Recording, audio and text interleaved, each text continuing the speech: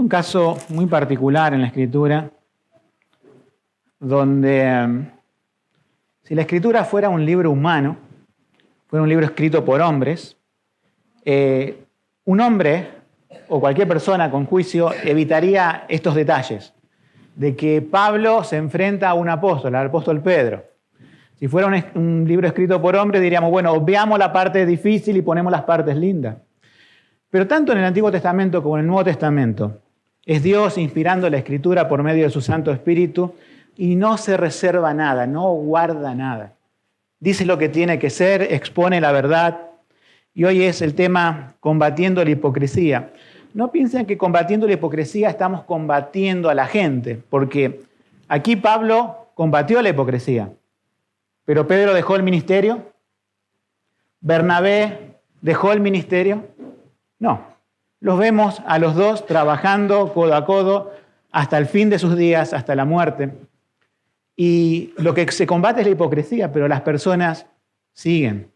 Se combate la hipocresía porque Dios busca en su iglesia, mejor dicho, la santidad y la verdad y la veracidad de las cosas. No somos llamados a actuar como se dice hoy, políticamente correctos. ¿Vieron que mucha gente dice, voy a actuar políticamente? ¿Sí? A lo mejor tiene una mala opinión de la otra persona, a lo mejor oculta la verdad, y vemos toda esta manipulación en los medios, en la política. Pero en la iglesia del Señor vamos con la verdad. Jesús dijo, yo soy la verdad. Y no tenemos que ser políticamente correctos, sino nuestro sí tiene que ser sí, nuestro no tiene que ser no, y nuestra conducta tiene que coincidir con lo que decimos con nuestras bocas. Entonces, vamos a ver una visión bíblica de cómo manejar la hipocresía. Y vamos a ver 4 puntos. Para los que anotan es, primero, diferenciando lo que es principal de lo secundario. Segundo punto, la pasividad cae en la hipocresía. Tercer punto, el tema central del sermón, la verdad. Y el cuarto punto es, seamos corregibles. ¿Sí? Mucha gente dice que en la iglesia hay hipócritas y por eso se va. Pero vive una vida, digamos, sin supervisión de nadie. Entonces, nosotros vemos, y lo vuelvo a repetir, que en las cartas del Nuevo Testamento, el 70% de lo que tratan los apóstoles, ¿qué son? Problemas.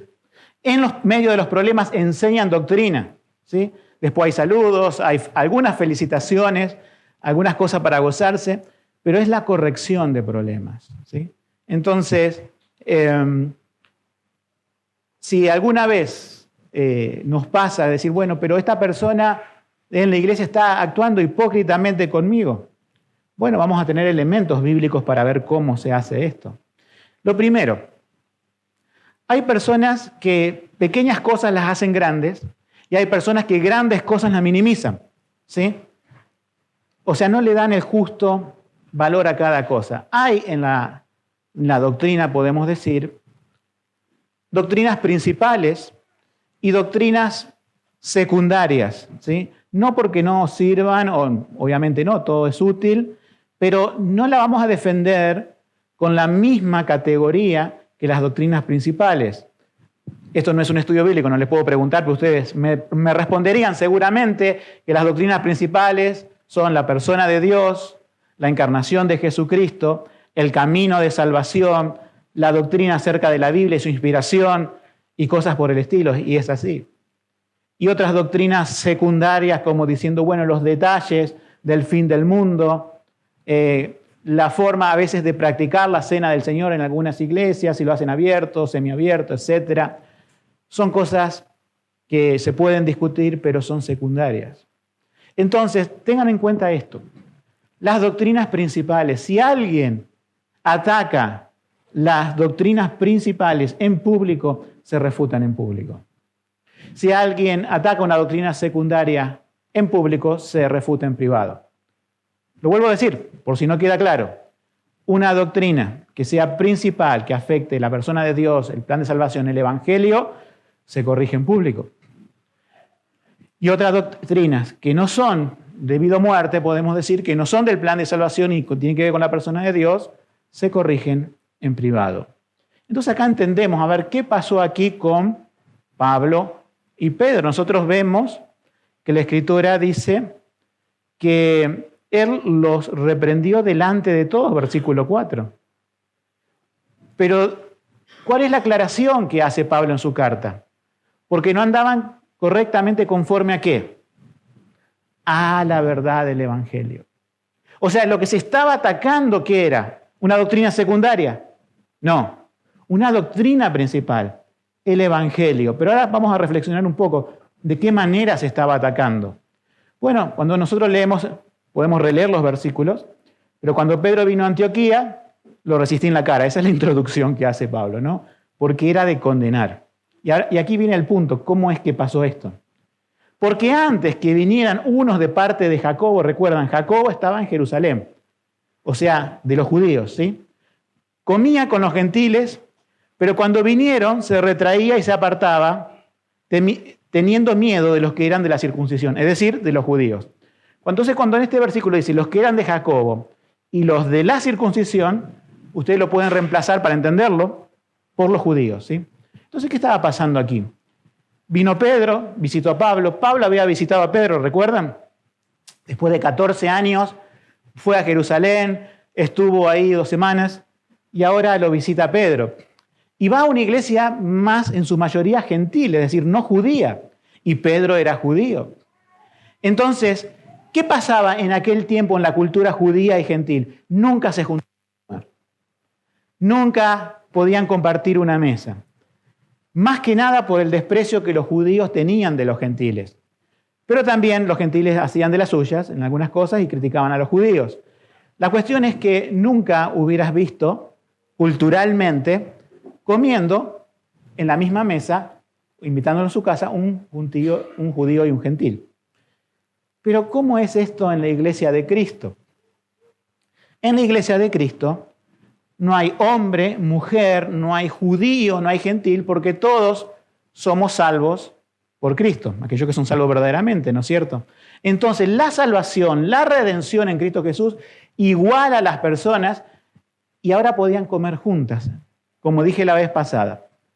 Solamente el Evangelio puede unir lo que el mundo no puede unir, verdaderamente, cuando transformas los corazones, cuando derriba las barreras étnicas, las nacionalidades, las, podemos decir, diferencias sociales. El Evangelio es unificador. Siempre nombro un ejemplo que me hizo un pastor que vivía en Texas, que lo dije otra vez, que había en la iglesia, mejor dicho, en la ciudad, había una iglesia para vaqueros de Texas y había otra iglesia para indígenas, ¿sí? Los aborígenes nativos de allí.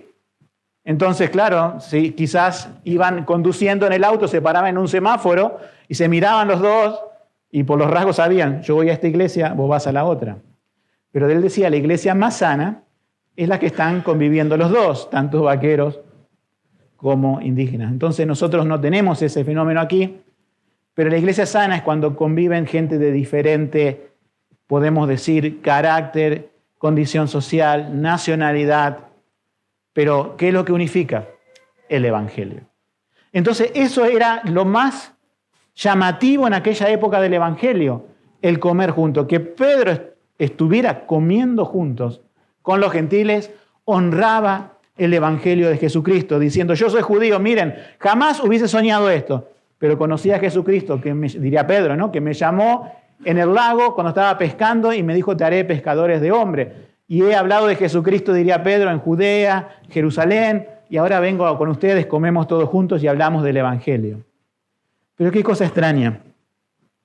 Uno tiene que entender un poco, a ver qué pasaba por la mente de Pedro.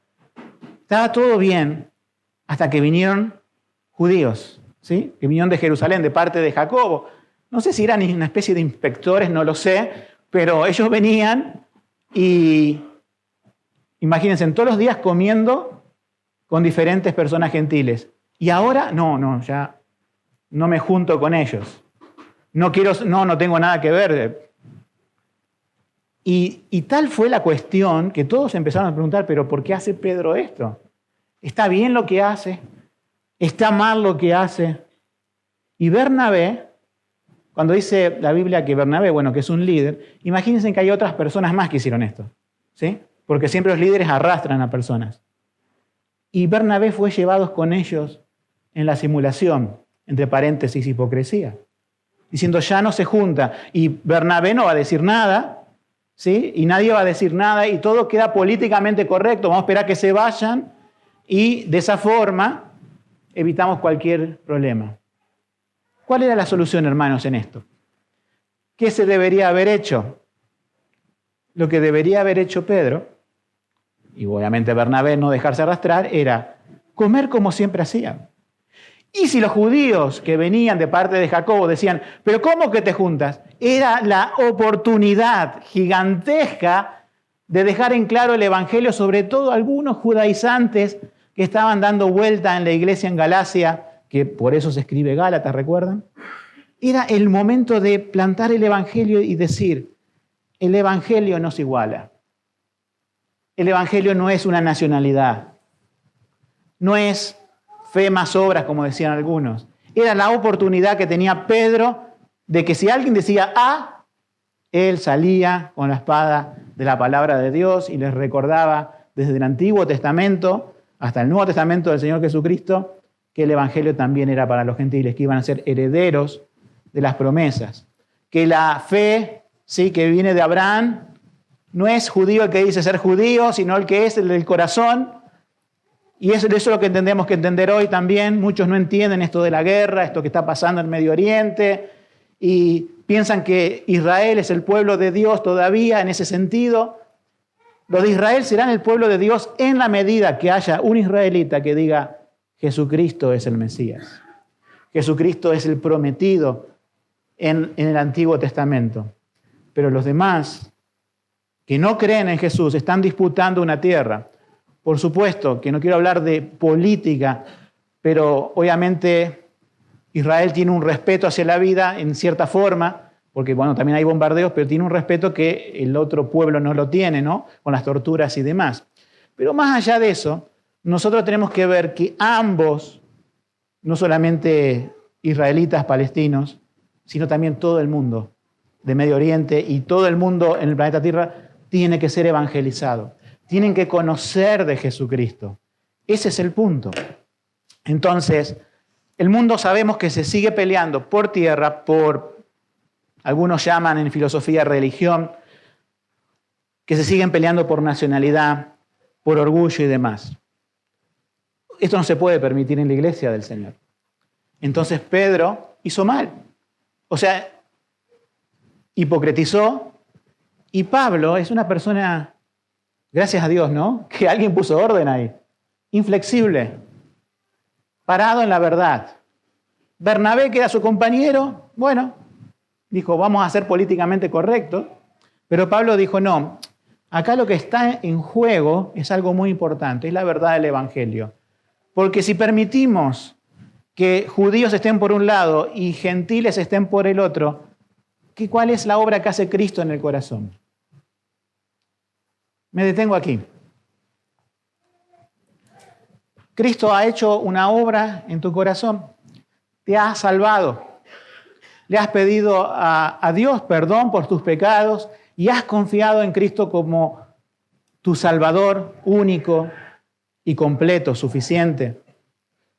Porque si es así, ahora tienes que reconocer una realidad. Si hay otra persona al cual Cristo salvó y también lavó con su sangre y también el Espíritu Santo regeneró su corazón, esa otra persona es tu hermano. Nosotros tenemos una cuestión cultural en nuestro país, una cuestión de inmigrantes, ¿sí? No digo que esté mal, pero pensamos la familia. Y los glóbulos rojos parece que tienen el ADN una superioridad por encima de todas las cosas. Seamos claros, no hagamos un ídolo de la familia de sangre. Dios nos muestra en su palabra una familia espiritual. Nos muestra con quiénes vamos a compartir la eternidad. Nos muestra que hemos sido comprados con la sangre de Cristo. Si hay un familiar que cree en Cristo y también es creyente, es doblemente familiar, porque es hermano en Cristo y a la vez familiar de sangre. Pero pongan en una balanza, sinceramente, ¿qué es lo que pesa más? ¿La familia de sangre o la familia espiritual, según la Escritura. Piénsenlo. Entonces, nuestro actuar y accionar y vivir tiene que ser de acuerdo a esa realidad. Pedro no puso en balanza de que la unidad en Cristo era superior a la enemistad histórica entre judíos y gentiles, y que no se puede ni ceder por un momento a esa hipocresía, sino levantar el nombre de Cristo en alto diciendo, Él es nuestro Salvador. Cuando Jesús dice, aquel que no ama a padre, madre y todas las relaciones familiares más que a mí no es digno de mí, es un recurso que utilizaban lingüísticamente los judíos, decir, no es que hay que odiarlos, ¿sí?, a los familiares, pero me dice Jesús, tenés que amarme más a mí. Y cuando amamos más acá a Él, también amamos a su iglesia, que es inseparable. Entonces, diferenciar, como dijimos en el primer punto, lo secundario de lo principal, y en este segundo punto es la pasividad que cae en la hipocresía. Pedro cayó en la hipocresía y yo creo que hay 3 miedos a señalar. Y miedos que ha tenido Pedro y que también podés tenerlos vos. O sea, ponete a pensar. En alguna situación, yo también me incluyo, ¿puedo caer en esto de Pedro, de ser políticamente correcto, hipócrita? Sí puedo. ¿Pero qué me llevaría a eso? Fíjense, hay 3 temores aquí que identificamos en la Escritura. Primero, es el miedo a enfrentar al hombre. O sea, si Pedro comía con los gentiles, iba a tener que enfrentar a los enviados de Jacobo. Sí o sí, pero no los quería enfrentar. ¿Por qué? Tenía miedo al hombre. Y nosotros ya hemos dado, hermanos, estudios bíblicos, muchos, y siempre decimos, ¿cuál es la base del temor al hombre? Es no temer a Dios más. Cuando vos temés a Dios, como tiene que ser el principio de la sabiduría que nos dice Proverbio, cuando temés a Dios, el temor del hombre se disipa. Si en tu vida no estás viviendo en el temor de Dios, estás viviendo de acuerdo a tus designios, obviamente vas a temer al hombre. Y uno dice, ¿y Pedro qué pasaba ahí? Y era un momento de debilidad de Pedro. Toda la cultura histórica, todo lo que él había recibido, se le vino como un mundo y dijo, mejor no como con los gentiles para no ofender a los de Jacobo. Pero el temor al hombre fue ahí denunciado, por así decirlo, porque lo llevó a la hipocresía. ¿Cuál es la segunda cosa? Es el miedo a ser contrariado. Hay personas que no les gusta que le discutan algo. No sé por qué, puede ser porque de chico la han pasado muy mal, porque se cansaron que en su familia haya discusiones. Yo digo, no, yo no quiero ningún problema, ninguna discusión, yo quiero que todo sea paz. Y no quiero que exhortar a nadie, no quiero que nadie me exhorte, ni yo también meterme en la vida del otro. ¿Cómo sería una iglesia con una persona así?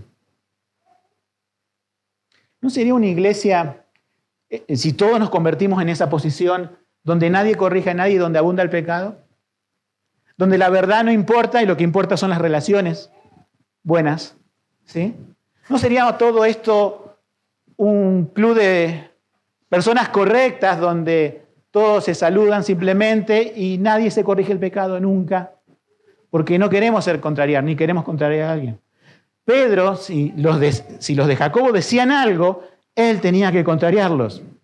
Él tenía, pero no de una manera mala, pero sí con la palabra de Dios. Y era un apóstol, aquel que se paró en una multitud de miles de personas. Digo, ¿cómo puede hacer esto? ¿Qué queda para nosotros? Si tenés miedo a contrariar, pensá. En el momento que puedas hablar con alguien, que lo puedas hacer en amor, como dice la Efesios 1:15, siguiendo la verdad en amor. Pero hay que seguir la verdad. No se puede callar la verdad. No se puede ocultar, ¿sí? Entonces, muchas veces vamos a tener que exhortar y ser exhortados. Y el 3, es miedo a perder reputación o a ser criticado. Esto pasa mucho con los predicadores, ¿no es cierto? Muchos quieren tener una buena opinión de todos. Es como que si yo quisiera tener una buena opinión de todo, de cada una de las personas que están aquí, ¿sí?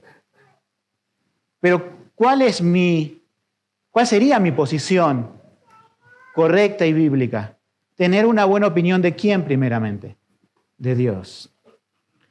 Y aquellos que están en el Señor van a tener una buena opinión y otros no. Y otros no lo van a entender, pueden estar en comunión con el Señor, pero hay cosas que no entienden y pueden decir, bueno, esto no me gustó de la predicación, o de mi actitud, o de mi consejería, o de mi conversación, etc. Uno puede contar con eso. Pero hay personas que quieren tener una buena opinión de todos. Y es ahí donde está la tentación de que para tener una buena opinión de todo, tengo que ser blando con el pecado, tengo que no corregir si lo veo, o sea, solamente tengo que alimentar ovejas, pero no llevar la vara y traerla del cuello, es decir, te estás por caer al precipicio, o cosas por el estilo. Hay pastores, te estaba escuchando ayer, ¿sí? Un pastor conocido por nosotros, John MacArthur. A veces cuando termino de preparar el sermón, para hacer como los últimos arreglos del sermón, escucho a otros predicadores, pero me topé con un video corto, digo, lo voy a ver.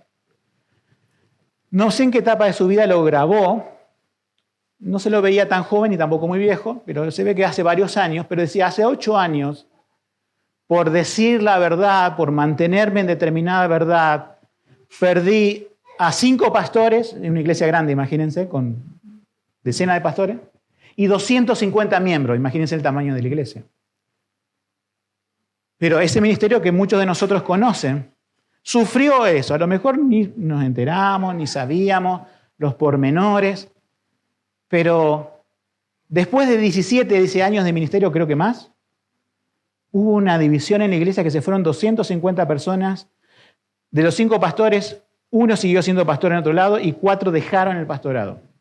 Y fueron personas que él pasó por años, instruyéndolo, llevándolo, como acompañándolo. Pero ¿qué tuvo en cuenta? Él, la verdad de la palabra. Entonces, hermanos, ustedes saben, ¿no es cierto?, que ya la iglesia no está quedando chica, gracias a Dios, pero no es crecer por crecer. No es crecer a expensa de decir, bueno, te voy a predicar lo que vos realmente que te gusta escuchar. Te voy a predicar lo que realmente no te va a ofender. Te voy a predicar lo que te anima, pero no aquello que toque tu pecado. Pero cuando tomamos la palabra de Dios como es más cortante que espada de 2 filos, penetra, que quiebra hasta los huesos, dice Hebreos, y discierne las intenciones del corazón. O sea, el mayor bien que puede recibir la iglesia es ser exhortados. El mayor bien que puedo recibir yo es ser confrontado con la verdad.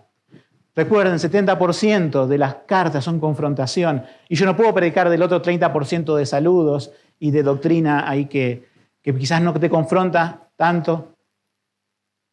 La Biblia nos muestra que nosotros somos prontos a desviarnos. Somos prontos a olvidar las verdades que aprendimos. Somos prontos que en un momento de encrucijada, en una cuestión de segundos o minutos, poder salirnos del curso bíblico y hacer otra cosa como hizo Pedro. Somos propensos a eso. Pablo no lo hizo. Yo me pregunto, ¿por qué Pedro sí lo hizo? ¿Por qué Bernabé fue llevado por la simulación y otros más seguramente? Pero ¿por qué Pablo, inamovible, se quedó hacia ahí? Por gracia, obviamente, pero también porque él realmente estaba firme, o por lo menos más firme en ese momento que los otros, y su compromiso con el Evangelio era con los gentiles específicamente, y también predicaba a judíos, pero así como Pablo no fue movido, nosotros también, siguiendo ese ejemplo, ante un caso diferente, ¿no es cierto?, tampoco somos movidos. Punto 3, el tema central, es decir, la verdad. Pablo decía, esto es por dejar de andar en la verdad del Evangelio. Si no nos queda claro, lo leemos de nuevo. ¿Sí? Porque no andaban rectamente conforme a la verdad del Evangelio, versículo 14. Vamos a detenernos en esto que es el Evangelio. El Evangelio, en este mes de la Reforma, que es 31 de diciembre, 31 de octubre ya pasó, muchos están peleando por el Halloween y esas cosas, obviamente no tenemos nada que ver con el Halloween, pero cada vez que llega un 31 de octubre pensamos en cosas más históricas, más importantes en el curso de la historia, como fue la Reforma Protestante. Y la Reforma concluyó así que lo más, decía, el sacrosanto tesoro que tiene la Iglesia del Señor en sus manos, lo más valioso que tiene en sus manos, que es el Evangelio de Jesucristo. El Evangelio es innegociable. El Evangelio no puede ser vendido. El Evangelio no puede ser ocultado, no puede ser distorsionado, no puede ser mezclado, no puede ser cambiado. Es lo más precioso que tenemos. Cuando nosotros ponemos el Evangelio en alto, en nuestra vida y en nuestras palabras, ya sea hablando, ya sea en redes sociales, ya sea en algún ámbito, en cualquier ámbito, ponemos el Evangelio en alto, inmediatamente, si ese Evangelio es puro y es el bíblico, vamos a tener personas en contra. Cuando vos pones algo que no es el Evangelio, atrae a mucha gente. Pero vos cuando pones el Evangelio bíblico en algo, va a atraer a aquellos que Dios va a atraer, pero vas a tener el mundo en contra. Jesucristo dijo, ¿quieren seguirme? Van a tener el mundo en contra. Tomen su cruz y síganme. No van a tener el aplauso de los hombres, no van a tener la felicitación de todos, sino van a tener un mundo tratando de matarte, como a Jesucristo le pasó. Entonces, si es preciso enfrentar a líderes, ¿se hace? Si es preciso enfrentar a pastores, ¿se hace? Yo enfrentaría a otro pastor, otra iglesia, algo, si veo que se está distorsionando la verdad del Evangelio. Muchas personas han decidido que vamos a predicar en nuestra iglesia la verdad, vamos a enseñar la verdad y nunca vamos a denunciar nada. Por otro lado, yo veo otras personas también en redes sociales que lo único que hacen es denuncia, nunca enseñan nada. Dicen todo lo malo, esto está mal, pero ¿qué está bien? Le preguntas y no saben qué decirte porque no lo enseñan. Hay una actitud equilibrada entre predicar la verdad y defender la verdad. Y eso es el ministerio equilibrado que tenemos que buscar en lo personal. Y oren por vuestros pastores y líderes para que también tengan ese equilibrio, no que solamente edifiquen, sino que también puedan exhortar. Charles Spurgeon, un predicador del siglo XIX, tenía una publicación que yo no la entendía al principio, ¿sí? Que al traducirla pensé que era otra cosa, se llamaba La espada y la cuchara. La espada y la cuchara. Yo pensé que era una cuchara de albañil, pero claro, en inglés eso no va. Era una cuchara para dar de comer. ¿Y qué hace una persona con una cuchara en la mano? Alimenta. ¿Y cómo no alimentó este pastor en el siglo XIX, no? Dándole de comer a multitudes. Pero en la otra mano tenía una espada. ¿Y la espada para qué es? No para cortar el asado, no. La espada era para atacar. Entonces veo en su ministerio ese equilibrio, ¿no es cierto?, entre alimentar y decir la verdad. Acá Pablo, ¿qué estaba usando? ¿La cuchara o la espada? Estaba usando la espada, ¿sí? Pero algunos pastores han dicho, no, yo voy a usar solamente la cuchara porque eso es lo que el Señor me manda, porque eso de andar discutiendo con otros o de decirle la verdad a otro, eso no es de cristiano, el siervo del Señor no debe ser litigioso. Hay que buscar las cosas en su justo contexto. Pablo todos los sábados en la sinagoga diciendo esto está mal, hasta que lo sacaron y lo apedrearon. ¿Se entiende? ¿Por qué? Porque él ponía no una discusión inútil, no una discusión, a ver, yo tengo la razón y yo soy más apologético, yo soy más sabio. No, él ponía el Evangelio en alto.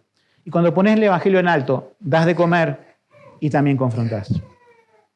Y si es necesario confrontar líderes, sean confrontados. Si es necesario confrontar el mal de la época y el evangelicalismo de la época desviado, ¿sí?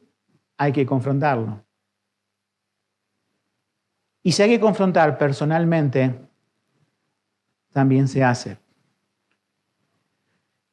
Uno, al confrontar, lo que busca es que el Evangelio prevalezca, que la verdad esté, y que eso va a ser un bien. Si Pablo no decía, imagínense en esto, ¿no? No lo contemplamos desde este punto de vista, pero Pedro hizo lo que hizo, Bernabé hizo lo que hizo, y Pablo se quedaba neutral. Decía, eso está mal, pero cuando se vayan los de Jacobo, voy a agarrarlo, voy a sentar a Bernabé, lo voy a sentar a Pedro y le voy a decir, miren, estuvieron mal. ¿Era una posibilidad o no? Pero ¿qué hizo él? Había una multitud de gente que por más que él confrontara en privado a Pedro y a Bernabé, la otra gente se iba a quedar con el mensaje, lo que hizo Pedro está bien, lo que hizo Bernabé está bien, lo que hice yo está bien, porque me uní, di alguno a la misma simulación. Entonces lo confrontó públicamente. Ahora, hay otras, digamos, situaciones que, como digo, que tienen que ver con otro tipo de cosas que no son públicas, que no atacan el Evangelio, que sí se corrigen en privado. Y yo creo, hermanos, que no es que uno vaya a corregir al otro diciendo desde el primer pensamiento que es hipócrita. Puede ser, o puede que no. Puede que sea un error inocente, puede ser que no se dio cuenta, puede ser que le falta madurar, puede ser que le falta conocimiento bíblico, puede ser que lo está haciendo hipócritamente y tiene que dejar ese parámetro de vida de la vieja vida de pecado. Pero la cuestión es, hermanos, que debemos ir y corregir. Yo cuando bajo del púlpito, los líderes cuando bajan del púlpito también corrigen, ¿o no? Y ustedes se van a dar cuenta, ¿no es cierto?, cuándo es una iglesia donde hay corrección y en una iglesia donde no pasa nada. Se van a dar cuenta cuando no queremos ser inspectores de la vida, pero sí la Biblia nos manda a que tenemos que exhortarnos unos a otros, llevar las cargas los unos por otros. Ya lo vimos todo eso en el libro de Romanos. Y debemos confrontar muchas veces. Pero esto es por el bien de la iglesia. ¿Por qué la iglesia debe ser confrontada? Porque tiene en sus manos, ¿qué? Lo más importante, santo y puro, el Evangelio de Jesucristo. Cuando nosotros miramos lo que tenemos en las manos, vemos que es la perla, vemos que es el tesoro, que es una gran responsabilidad. O sea, no se abre una iglesia como se abre un kiosco o como se abre un supermercado. Una iglesia, en cierta forma, la Biblia dice, como se habló el domingo pasado, somos el cuerpo de Cristo, Cristo es la cabeza, y en alguna forma como cuerpo representamos a Cristo. Por lo tanto, esa es la gravedad por la cual debemos hacer esto, por Cristo, y no por una reputación de iglesia, por una cuestión de costumbre, sino porque Cristo es importante y el Evangelio también lo es. Vamos al cuarto punto.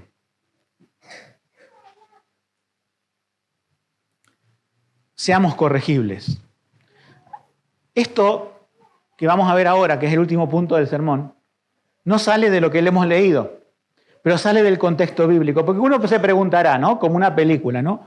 Imagínense, en público, Pedro se para y le dice, Pablo se para y dice, Pedro, no andás conforme al Evangelio porque el día de ayer comías con los gentiles y ahora te apartás por los que vienen de Jacobo. Entonces, no judaices indirectamente, le está diciendo en el último renglón que hemos leído, ¿sí? No obligues a judaizar, porque esto lo que estás haciendo al apartarte es dándole la razón a aquellos que la salvación no es solamente por la fe, sino que algunos van a decir, bueno, por las obras, y que los judíos tienen algo para darnos más allá de Cristo, que es todas las tradiciones del Antiguo Testamento, que Dios la dio, pero Dios las abolió. Abolió la ley civil, la ley ceremonial, para los que entiendan, pero quedan los principios bíblicos.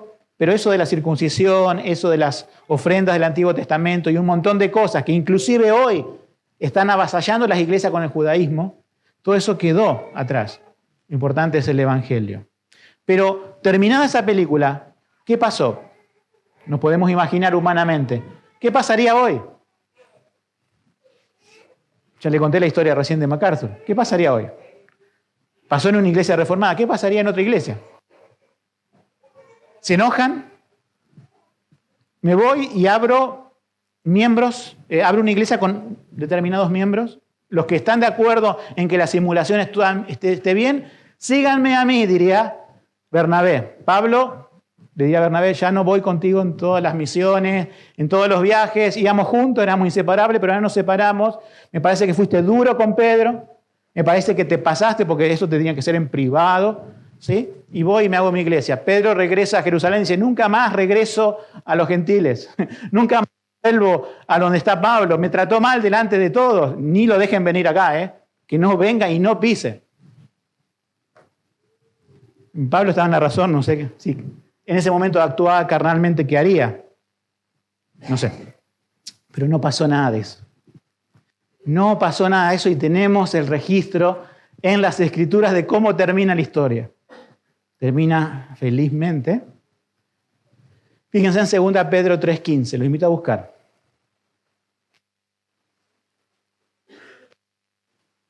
En 2 Pedro 3:15, si bien Pedro, en esa segunda y última carta, dice, y considerad que la paciencia de nuestro Señor Jesucristo es para salvación, como también subrayamos, amado hermano Pablo, según la sabiduría que Dios le ha dado, os ha escrito.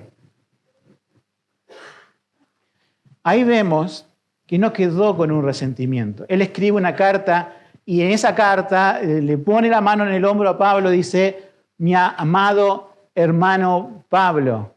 Él también ha escrito, presten atención a sus escritos de Gálatas, no sé, de lo que estaba en aquel tiempo y que hubiese coincidido con la fecha, Romanos, Corintios, no sé. Nuestro amado hermano Pablo. O sea, se puso en alto la verdad del Evangelio, pero la persona de Pedro y Bernabé eran corregibles. No se ofendieron. No dijeron que Pablo estuvo mal y lo siguen considerando hermano. Hechos 15:25. Como dijimos, supuestamente Gálatas se escribió antes de la asamblea de Jerusalén. Y aquí tenemos esa asamblea de Jerusalén que justo venía a solucionar el problema de los judíos gentiles. ¿Recuerdan? Hechos 15:25 dice, los judíos, imagínense, se paran en una asamblea gigantesca de miles de personas y dice, nos ha parecido bien, siendo unánimes, elegir varones y enviarle a vosotros con nuestros amados, subrayamos, Bernabé y Pablo. Estaban juntos, iban a ir juntos, y ahora les vuelvo a decir, amados, y ellos estaban en ese momento en Jerusalén. ¿Alguna vez alguien te ha corregido? ¿Alguien te ha exhortado? Siempre cuando alguien nos corrige o exhorta pensamos que está mal. Siempre, casi siempre. Nuestra carne, yo no digo que lo pienses así como reflexivamente, sino nuestra reacción. Nuestra primera reacción es, se está equivocando conmigo. Me está teniendo una estima por debajo. No está siendo objetivo conmigo. Es la primera reacción. Importa, eso siempre va a pasar. Pero después de la primera reacción, pensá delante del Señor y con su palabra. Lo que me dice, ¿es verdad según la palabra? ¿El pecado que me señala es realmente pecado? ¿Lo que me señala realmente podría hacer pecar a otros? ¿Lo que me señala podría hacer que no me afecte hoy, pero sí me afecte mañana? ¿Qué haré con la exhortación? ¿Qué has hecho con alguna exhortación? ¿Te has enojado? Miren, muchos de los que no están aquí se han enojado y se han ido. No digo todos, pero algunos. ¿Pero qué haremos nosotros con la exhortación? ¿Seremos personas corregibles? ¿Y quién les habla también? Hermanos, todos somos corregibles.